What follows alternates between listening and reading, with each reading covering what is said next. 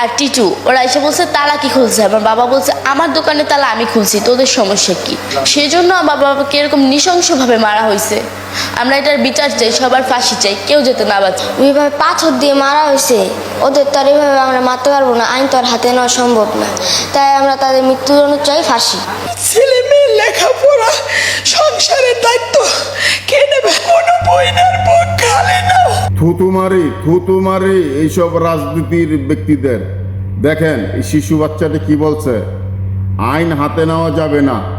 তার বাবা বা তার বাবাকে পাথর মেরে যারাই এই কাজ করছে তাদের শিক্ষা নেওয়ার লজ্জা থাকার উচিত এই শিশু বাচ্চাটি থেকে।